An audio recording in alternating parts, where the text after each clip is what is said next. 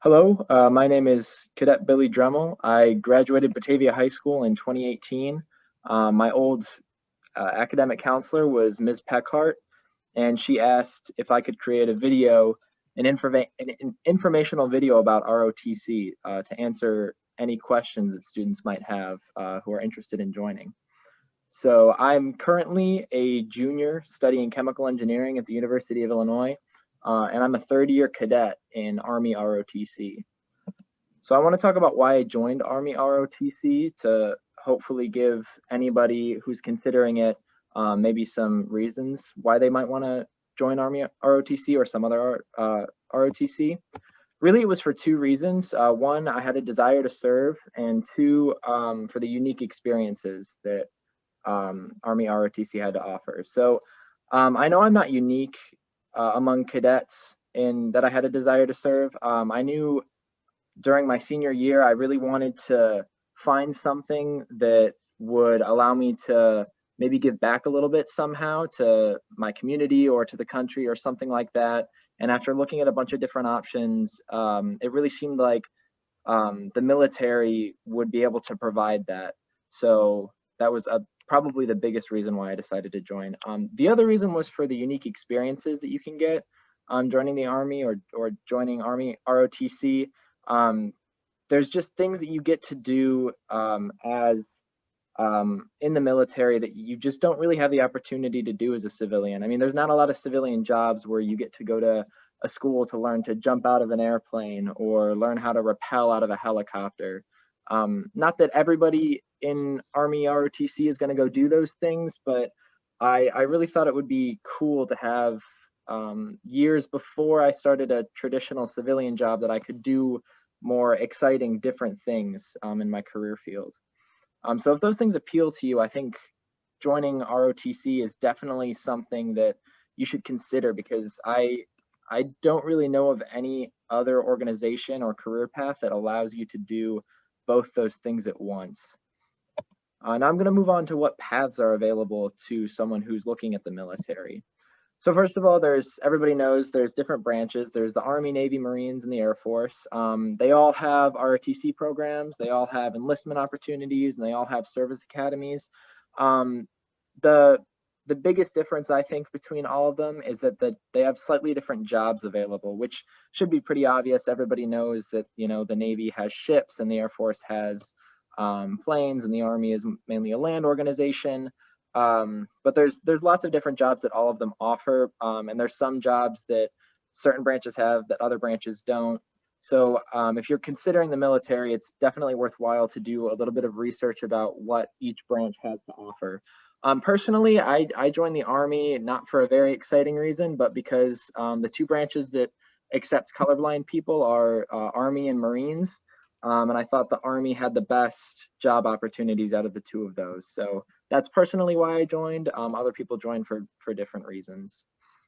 There's also sort of two paths you can go if you're considering joining the military. There's officer or the enlisted side.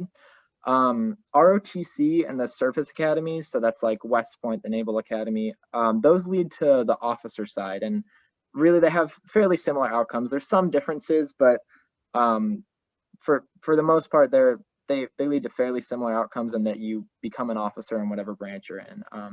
The other thing is, to become an officer, you need to have a college degree. So you can enlist maybe right out of high school as an 18-year-old, but to become an officer, you first have to have a degree, and you have to go through these training programs, either ROTC or the service academies. Your other two options are active or the Reserve and National Guard. For those who don't know, active duty is, well, it's what it sounds like. It's sort of what most people think of when they hear, oh, somebody, so-and-so is in the Army. You're a full-time soldier. It's your entire life. That's all you do. It's your full-time job. And the reserves are National Guard, and those are a little different, but they're pretty similar. That's you're a part-time soldier. So if you've heard of 1 week in a month, 2 weeks a year, that's referring to the Reserve and National Guard, where you're not. Most people in the Reserves and National Guards have some other job. It's not their primary source of income. You can be called up to active duty in the Reserves and National Guard, but for for most of your time in the Reserves and National Guard, you're going in to train 1 week in a month, and then every year you have 2 weeks of training in the summer. For every branch, there's a bunch of different branches and slash MOSs that you can choose, and these are like jobs that you can choose. So in the Army, which is the one I'm most familiar with because it's the one that I joined, there's branches like classic ones like infantry, armor, field artillery, to ones that maybe people don't know about, like engineers, which is the one I want to join, or aviation. Even finance is a branch you can join. So the Army has a wide variety of different jobs that you can join. It is at least for the officer side, it is a competitive process. So you're not guaranteed the job you want, but there's a lot of different opportunities for Army officers, and that's also true on the enlisted side. So next, I'm going to let Mr. Ashworth, who's the other person on the Zoom call, talk about some other things to do with ROTC. Okay. Hey, thank you, Cadet Dremel. Hey, again, my name is Mr. Eric Ashworth. I'm a 30-year veteran of the United States Army. I served all 30 years on active duty.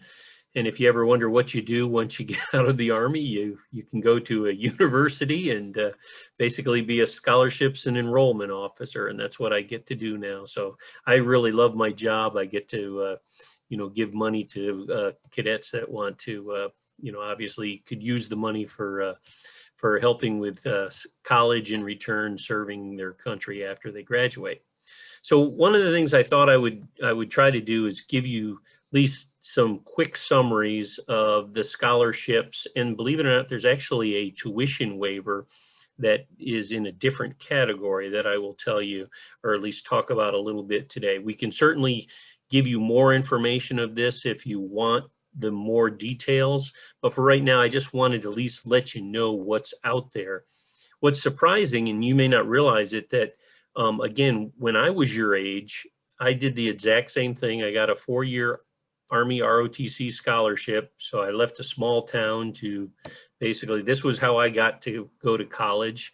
And what was nice about it was the fact that, surprisingly, even after that many years in the military, it's surprising when I came back to actually now work scholarships from this end, I found that the process hasn't changed significantly that much in that many years. So again, it's a pretty solid, pretty stable program that kind of doesn't change over time. So what we're telling you now, you can certainly pass on to your younger brothers and sisters, because again, it's probably going to be very similar. Okay, so let's kind of get started. One of the reasons why I asked Cadet Dremel if he would be nice enough to talk to his, high school, was that we found in the Army that a lot of high school counselors don't know a whole lot about the military, and therefore then they don't know that some of these applications are out there, and some of them are very time required. There's a key time requirement on it, and I'll give you an example. The Army 4-year scholarship, okay, with our Army ROTC. This is for a scholarship for those that are thinking about going to basically one of the colleges that produces a 4-year college degree. So this wouldn't count for like a community college or anything like that. But if you definitely have your heart set on going to a 4-year degree, get a bachelor's degree, then you're definitely in the running and have a possibility for one of these things. Okay, so how do you get the scholarship? Well, first off, you have to apply, okay? The only time you can apply is as a senior in high school, okay? So if you show up to college, we have other scholarships we can get you, but it won't be the full 4-year scholarship that you can cover your expenses for all 4 years of schooling. So you're listening to this video at the right time, okay? There are 3 boards that occur every year for this scholarship. It's in October, so it's right after you come, once you get started in your senior year. There's a second one that's in January, and then there's the last one that's in March, okay? So now one of the things that Cadet Dremel gave to your guidance counselor there is this application form. It's a flyer. And the key thing about it is it just kind of gives some information about this scholarship, but more importantly, it's an online application. So you can look at the bottom of the flyer and it shows what the online application is. Now, basically what this scholarship covers is it's going to cover your tuition to wherever you're going to go. Okay, that's in-state or out-of-state. It's going to cover your fees, all the fees, and trust me, there's a lot of them. There's a computer fee, there's a transportation fee, there, you know, everything you turn around, the use of the sports recreation facility at your college. I mean, it's amazing the number of fees that colleges have.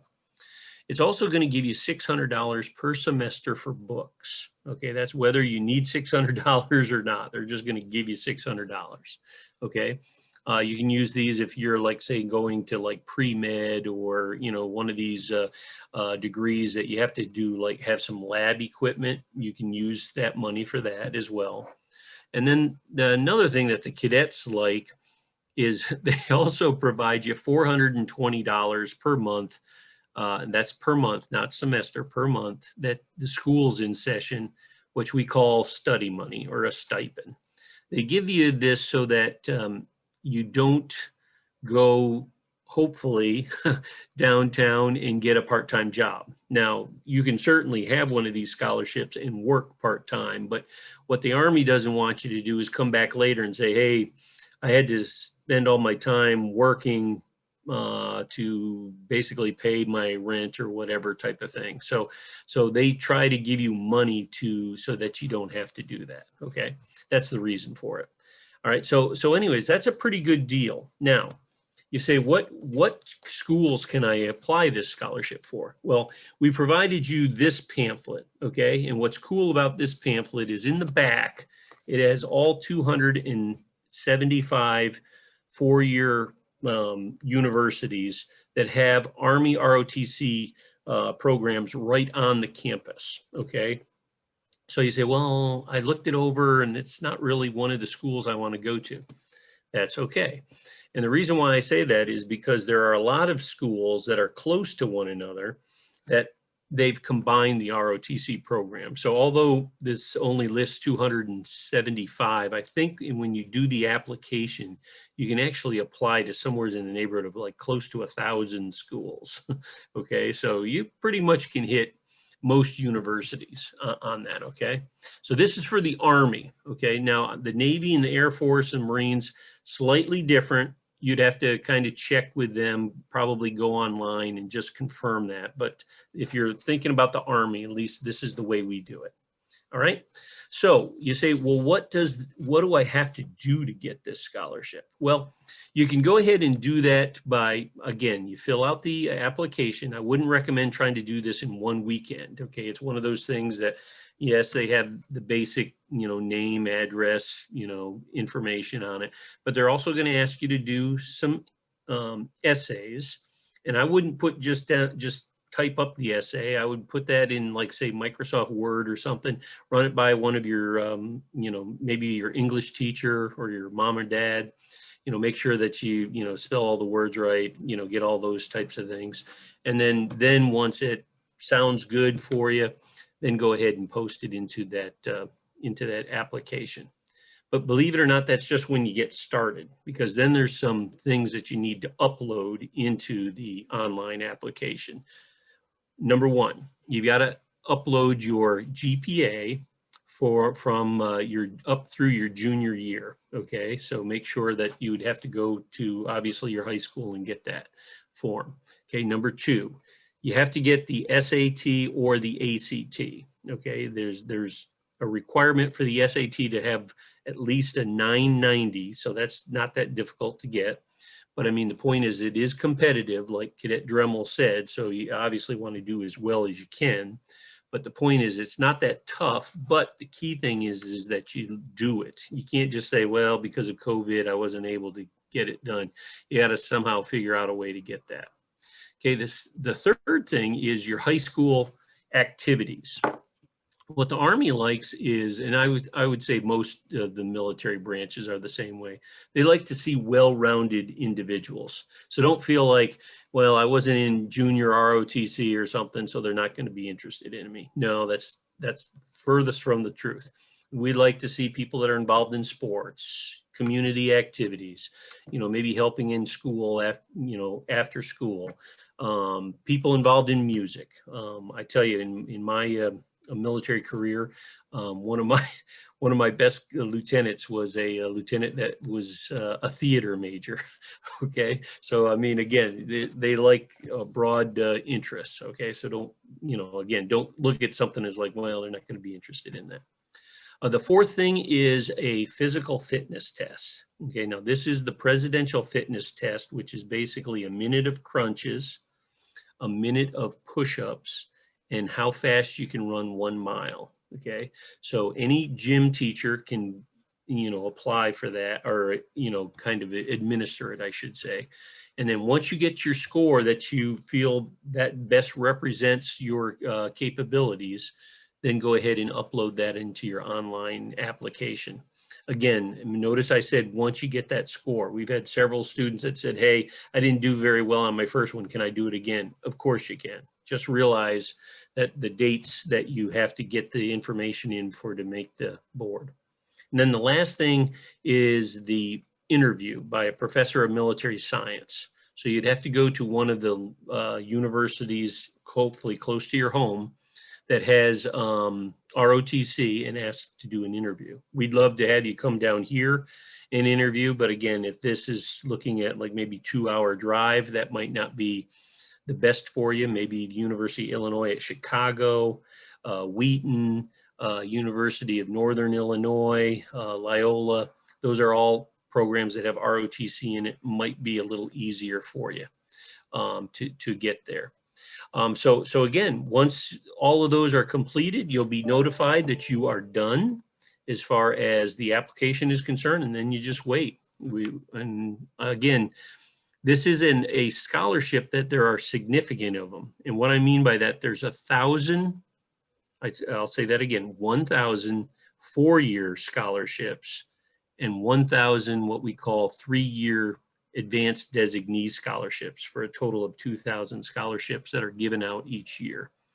That 3-year AD is what we call it, is basically you pay for your freshman year, and if you still like ROTC after a year and you say, yeah, this is definitely something I want to do, then the Army's going to cover your sophomore through your senior years. Okay, so I don't know why they do that. I'm guessing it's probably a money saving mechanism, but the point being is that's how they break down those scholarships. So you can see, although it's nationwide, you can see there's a lot of scholarships.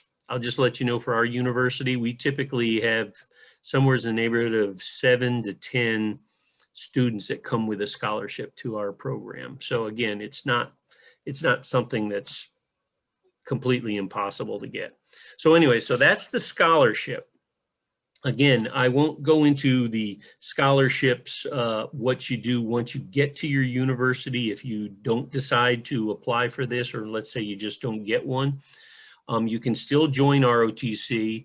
There are other scholarships available. And like I said, if you get to that point, just kind of find the guy like me on campus, and we can fill you in on how you would go about getting that, like a 3-year scholarship or a 2-year scholarship. We even have like 2.5-year scholarships. So there's tons of money available if you're interested and willing to serve. Then I would like to mention the last one that I would want to stress as far as benefits is what's called the Illinois State Tuition Waiver. Okay, so let's say you are a student that's thinking about serving, but you haven't really wanted to commit yet. Because anytime you accept a scholarship, you have to commit to serving in the military after you graduate from college, okay? So in that case, basically, you might be thinking about this tuition waiver, okay? Now, with the tuition waiver, there's no specific commitment to join the military, but basically what ends up happening, at least at the University of Illinois, is that we cover your tuition portion of your bill. That's not everything, you know. It doesn't give you that stipend, doesn't give you the book money, those types of things that I mentioned with a scholarship. But that's about 50% of the bill, at least to this university. So that's not a bad chunk of change. And you say, well, what do I have to do for that if I don't have to serve in the military? Well, what it is used for is a means for a student that's not sure if a military career is right for them, give them the opportunity to basically try out ROTC without committing. So if you, just so to give you an example, so let's say you were thinking about joining the military. Okay, you could go down to a recruiting office and go ahead and raise your right arm and hey, what do you know? And you go to boot camp. Okay, in the middle of boot camp, you go like, man, this wasn't really exactly what I was hoping for. Guess what? You've signed a contract by that point and you have to serve it, or else you'll have to be discharged from the military, which you don't want to do that. So the nice thing about this tuition waiver is you actually are part of ROTC. You're doing the things that all the other cadets are doing, but you haven't committed yet. So if you get done with the end of the semester and you say, ROTC is just not what I thought it was, okay, no foul. And basically you've at least gotten one semester of tuition paid for to try it out. Now we're hoping that you like it and you're like, man, this is awesome. How do I get one of those scholarships?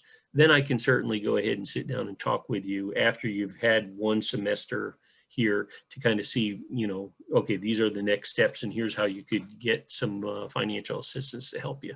So again, it's a pretty good deal. And what I think is interesting about it, we're talking to you because you're Illinois residents. That's the key requirement for here. You must attend an Illinois school that has ROTC, and you must be a resident of Illinois. Okay, so all of you cover that as far as I'm concerned. Okay, so you're probably sitting pretty good. Just realize it though, if you have your heart set on saying go to the University of Wisconsin, they're not going to be able to give you this deal. Okay, I'm just letting you know that right up front. Okay, so those are what I would consider the benefits financially. Okay, now again, Cadet Dremel kind of explained some of the benefits as far as what it's like to be a cadet. And so I won't, you know, repeat those. But again, there's a lot of, you know, skills, leadership, development skills you can pick up through ROTC. And then again, with the financial benefits that I mentioned, you know, it might be something to at least look into if money is an issue as far as you want to go to a certain school, but you just don't know if you would have the funding for it. Okay, and then it looks like he's asked me to talk a little bit about obligations during and after ROTC in college. Again, you're not in the Army while you're in Army ROTC, okay? So all your obligations start the day you graduate. We also call that commissioning day. Okay, so you commission once you get your 4-year degree. At that point, if you choose to serve on active duty, full-time Army, you have a 4-year commitment. Okay, your contract will actually say 8 years, but basically the reason why we say 4 is because 4 years you must serve on active duty. After that point, if you say, you know, if I had enough fun in the Army, you can certainly transfer to the National Guard or the Reserves, or you could go into this thing called the Individual Ready Reserves, which means you don't do any training whatsoever. You don't get any pay or anything like that as far as benefits are concerned, but your name is put on a list. If there was a national emergency, they could call you up and say, hey, Captain Jones, I need you back, or whatever, you know, type of thing. But if that national emergency doesn't come up, next thing you know, your 4 years of that is done and you're completely off the rolls.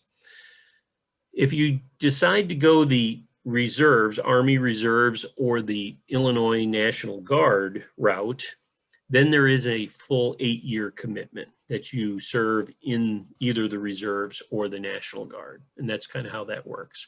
Now, I laugh at that a little bit because, again, you know, you're talking to someone who served for 30 years. What's kind of nice about this is, notice they say that's the obligation. What's nice about being a military officer is that you kind of are responsible for when you leave, okay? Which is kind of nice. Okay, because maybe when that 4 years hits or that 8 years hits, you're kind of sitting and say, you know, the jobs out there are just not right for this time. Or maybe maybe you just got married or just had a baby or whatever. And then suddenly you're like, oh man, I don't know if I want to start a brand new job at this point. You can extend, you can stay longer. It's just that you gotta serve that amount of time. That's significantly different than enlisted, where enlisted you serve a contract for a set amount of time. In my case, like I said, when I hit my 4 years, I just kind of didn't do anything. I just kept working, you know, and they kept sending me to other places and things like that until I actually decided that I wanted to get out, which in my case was 30 years. And then I had to write actually letter requesting, hey, request that I get the opportunity to retire at this time. And of course they approved it, and here I am today. So again, there's a lot of advantages and a lot of flexibility that you have here. And again, it's not that we're saying that the military is for everyone. Trust me, it's a volunteer force. No one's here to twist your arm to do this. We just want you to be aware of these opportunities and some of these benefits so that you make a decision that seems to fit right for your particular case. And I guess that's pretty much all I have for at least that part, Cadet Dremel. Is there anything else? If anybody watching this video has any questions, the email and the phone number below are great resources. The email AROTC, let me enunciate that, AROTC@illinois.edu is an excellent resource. That's the Army ROTC email address, but they will be able to answer any questions even about other branches and enlisting, or if they can't answer that, they can direct you to somebody who can. So that's a great resource. It's not just for Army ROTC, it's not just for Illinois, it's for any questions that you might have. That's really all I had. So thank you very much for watching. Yeah, if you have any questions, please email that email address. Thank you very much. All right, take care. Bye.